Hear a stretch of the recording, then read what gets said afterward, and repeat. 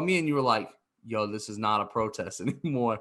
Like this is crazy, right?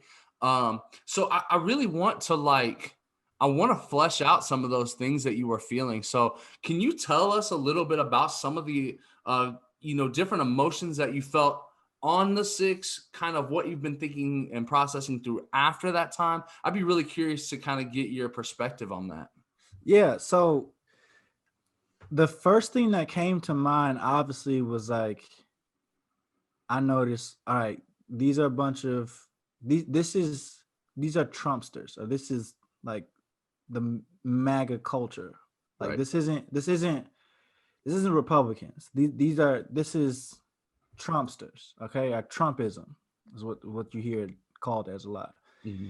And like I knew that there was like he had a big following, but I didn't know that following was like that. Like, Right. so, and I mean, like, granted, there's people on the fringes on each side, Sure. but for this day, this was the worst. Like, if the BLM riots in the summertime was the worst of the left, then this was the worst of the right. For sure.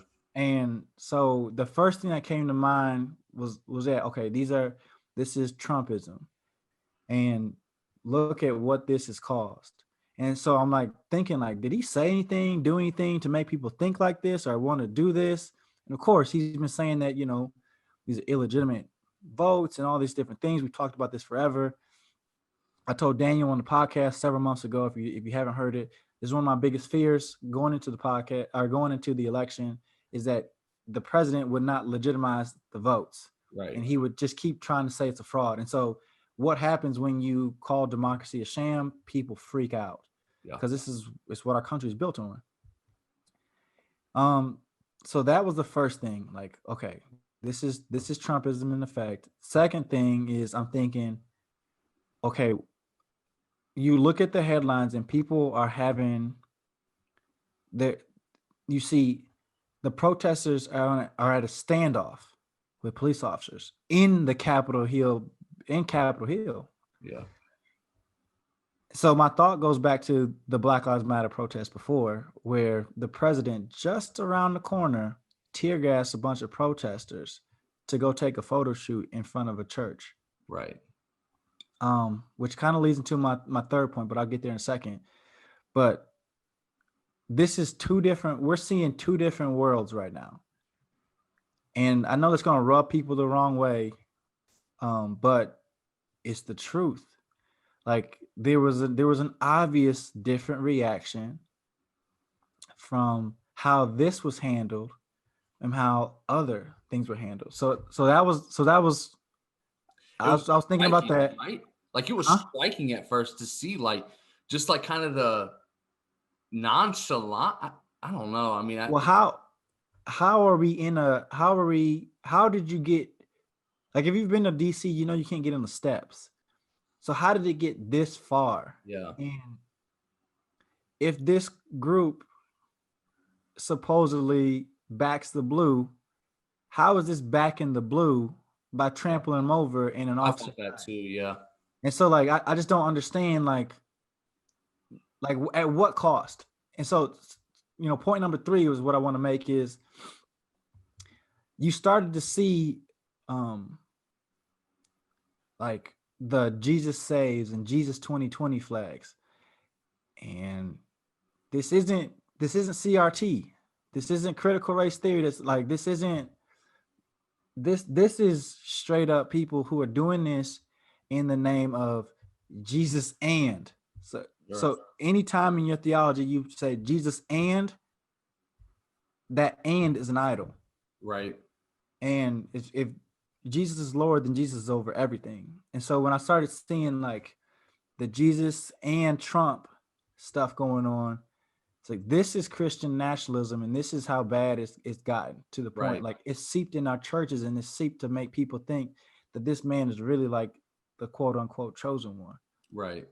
So all those feelings combined together, I started to feel like sad, and then I started to get really, really upset, like angry.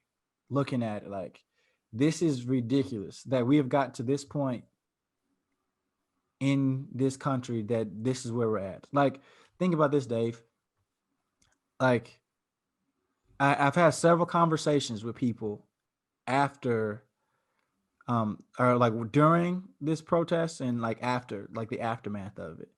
And one person told me that he didn't vote for Trump in 2016 because he thought he was going to go off the rails.